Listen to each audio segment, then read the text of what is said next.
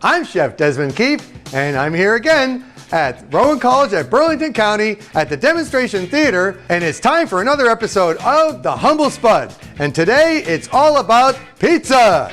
Woohoo!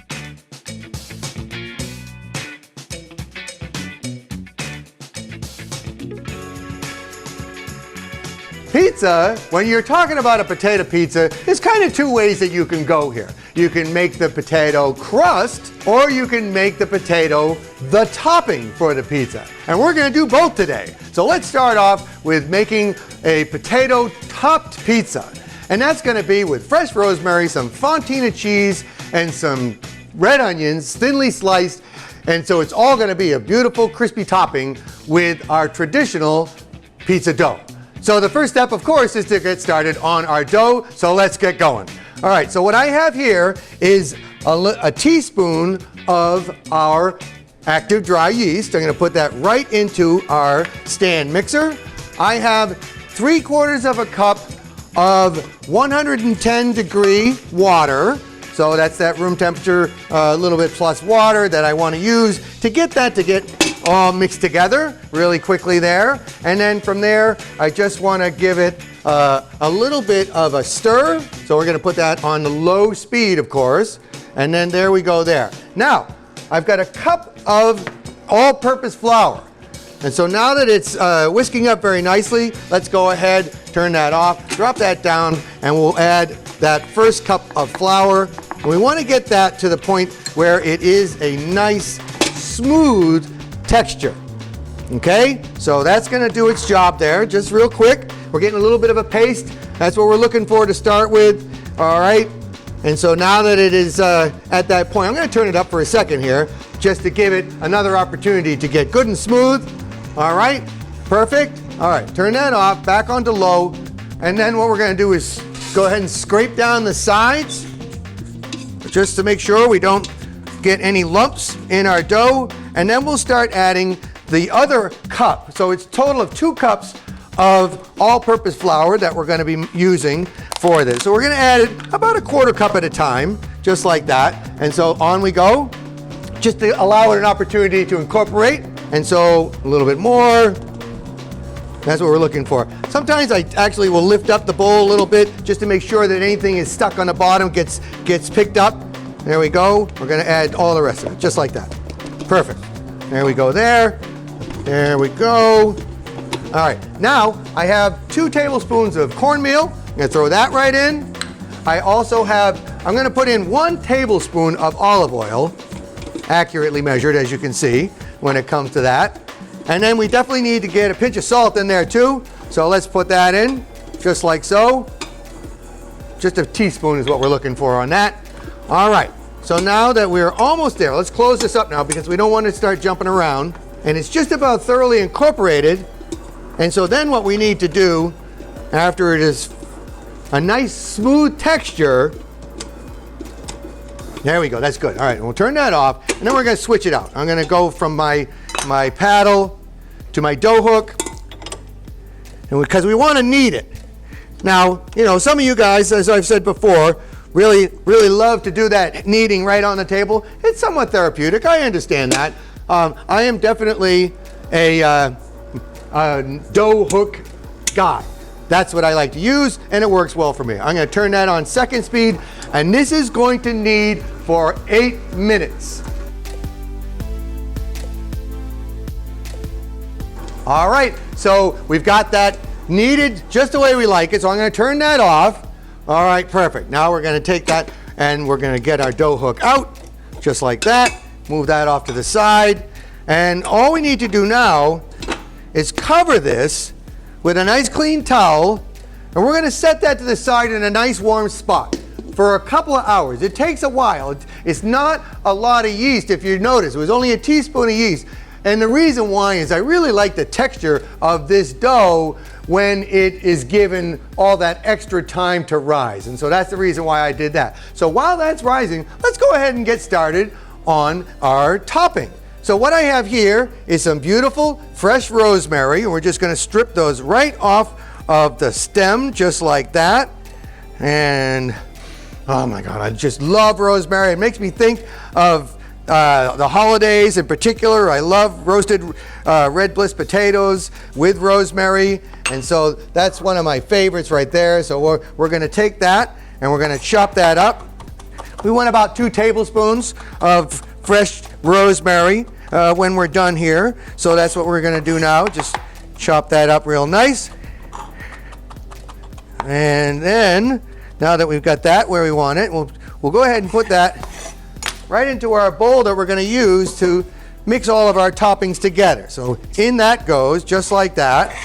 All right. I have some chopped garlic already, so we're going to just put that right in there with that. So that's about a tablespoon of chopped garlic. We'll put that in there. And then we do have some red onion. I'm going to do 1/2 of a very thinly sliced red onion, just like that. We want that nice and thin so it gets a chance to get good and crispy while it is in our oven, which I'm preheating right now at 475 degrees. There we go there. Perfect.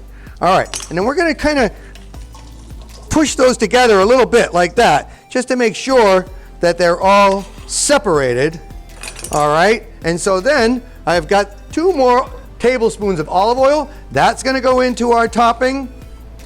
And then from there, I have about 1.5 pounds of potatoes that I already peeled and diced and blanched off. And so they're going to go straight into our mixture as well, just like that. As you can see, they're still steaming. And then finally, as always, we got to throw a little bit of salt and pepper in there. So it's going to go a little pinch black pepper and some salt. All right, that's great. So we're going to toss that around, and this is now ready to go on top of our pizza once the dough has risen.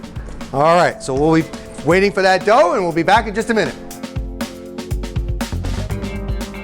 All right, so now that our dough has risen after 2 hours, we're going to punch it down, and then what we want to do is roll it out. So let's broadcast some flour right into our work area here, just like so. And then we'll get our dough right out onto the surface. We'll get that coated on both sides. And then what we're going to do is roll that out into a rectangle.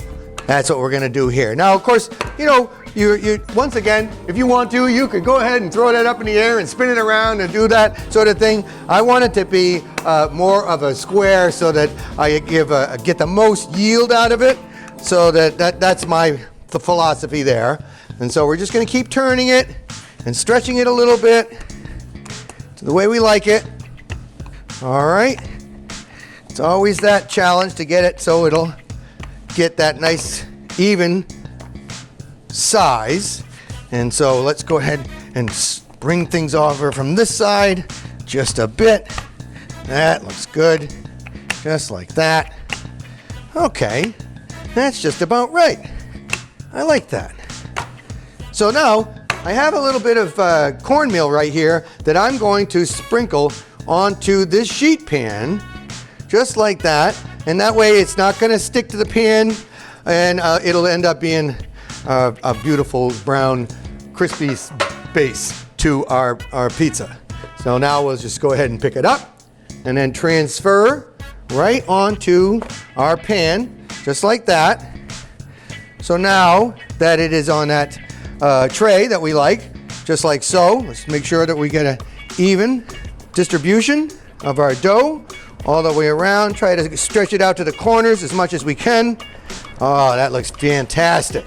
All right, so this now has to sit for another 15 minutes just to give it a nice little rise, and then we're going to throw our topping on. All right, so we proofed that. So now we're going to take it out and put the topping on. So here it is right here. That's got a nice rise to it. So now we've got our topping that we already prepared. So let's drop that right on top, evenly dispersed all the way around, just like that. Get every last bit. All right, that's that. And now let's go ahead and spread that out evenly all the way around, just like that. And then I've got my nice grated Fontina cheese. We're gonna spread that over the top.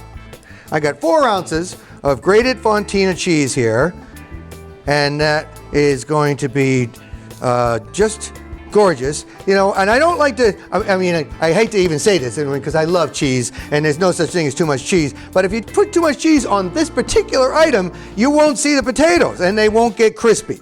And so you do have to give it that balance of potato to cheese and in that regard, okay? So now that we've got everything just so, now we're gonna do a little brush of some olive oil around the edges to allow that part to get brown. So let's just go right around like that. We'll brush that on there. Good. Just about there. All the way around.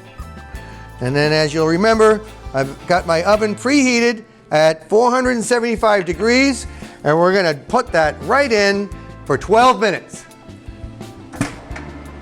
There we go.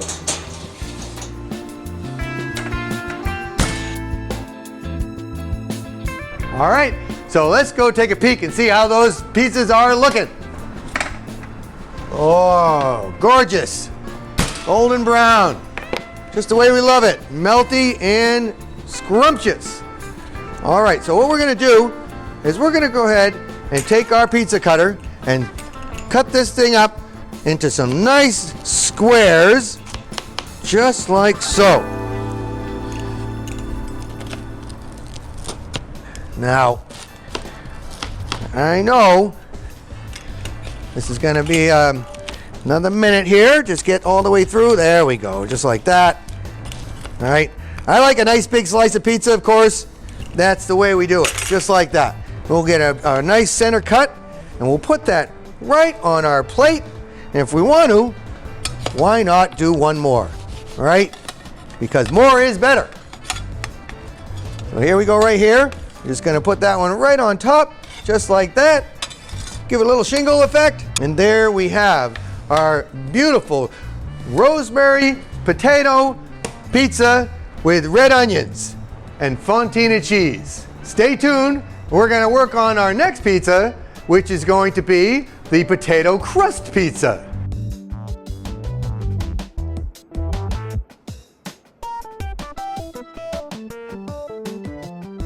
Okay, so like I said, there's 2 different ways that you can approach a potato pizza, and the first was using the potatoes as a topping, as we just did, and now let's work on making the potato the crust. And so what we're gonna do is we're gonna make our crust using these peeled potatoes right here, and I am going to go ahead and grate them up using my Roboku that I have set up with a grating attachment. I do love this machine. It really works really well for these types of things. Obviously, if you don't have one, you can simply use your food processor or even just a box grater will do the trick too. You gotta work quickly, don't forget, because once those potatoes sit out in the air, they are gonna turn brown on you, and then your potato crust just won't look quite as nice. So let's go ahead and get started. I've got my Roboku all set up here, and so I'm gonna turn this thing on like that. And we'll just start putting our potatoes right through, like so. And boy, does this make the job a lot easier when you have a piece of equipment like this. All right, there it is right there. You can see some of the liquid coming out from there. And so that's it. Turn it right off, quick and easy. And so the next step is to take our liquid, we'll catch that like that so it doesn't make a bigger mess. And we're going to transfer those into this china cap that's going to catch all of those extra liquid that's in the bottom. So I'm going to just get in there, push real hard to get as much liquid as I can out, just like this. All right, so we're just pushing that through to the best of our ability. And now, once we got to that point, I've got some cheesecloth here, and I'm going to open this up onto my work surface, just like this. I'm going to open that up just a little wider. Okay, there it is. Okay, just like that, so we can get full coverage. All right, and so then we go ahead and just dump that right in the middle. We can get that out of the way now. And we're going to roll that up in our cheesecloth so that we can give it a good squeeze. So we'll roll that up just like that. And then we'll put it right over our bowl here. And we're just going to squeeze as much liquid as we can out of it, because that way we'll have a nice crispy crust. That's the important thing of getting all that liquid out. We don't rinse it. We still want to use the potato starch that is associated with grated potatoes like this, but we want to get as much liquid out as we can so that once we get it in the oven, it will crisp up for us very nicely. So that is just about all the liquid we're going to get out of there. Beautiful. All right. So now we'll take that and we'll transfer it into our bowl that we have right here. And we'll just unwrap that and get as much as we can right into our bowl. So that's been dried out. So now we have some chopped parsley. I'm going to add that in for color and flavor. And then I have 1 egg. I'm going to get that in there, and we'll crack that right into our mixture, just like that. And then some salt and pepper, obviously. Got to put that all in there. I like a lot of pepper in a crust like this. It's going to make it very flavorful and delicious. And that's what we're looking for here. So we're going to stir that together until we get that evenly distributed. Make sure you give it a good toss like this. All right. Yeah, there we go. Almost there. All right. All right. And so then, now that we got that really well distributed, like I say, we don't want any clumps of pepper or clumps of parsley. We want it all evenly consistent when it comes to that. So there we go there. All right, so now I have a sheet pan with some parchment paper on it. And what I'm going to do is I'm going to take some non-stick cooking spray and spray the pan just like that. And that way we're going to get some crispiness when it goes into the oven. So then we're going to take our mixture just like so, and we're going to flatten that out into a nice round disc about 10 or 11 inches in diameter there. So the idea is, of course, to make sure that you have an even thickness all the way around, and try to work your way on the edges just like that, and that way you'll have a good hard edge for your crust when you're finished and you want to pick it up and have a slice a little bit later on. All right, once it's finally cooked. So let's flatten it out just like that. As you can see, that looks just right. All right, now we're just going to tuck in the sides a little bit so we don't have any stray little strands of potato like that. And then we're going to hit it again with the top with the cooking spray, which will again give it an opportunity to get nice and crispy once it goes into our 350-degree oven for 20 to 30 minutes. I want it to be nice and brown, and so that's why we got to keep an eye on it. We'll check it after 20 and we'll see what we think. Here we go.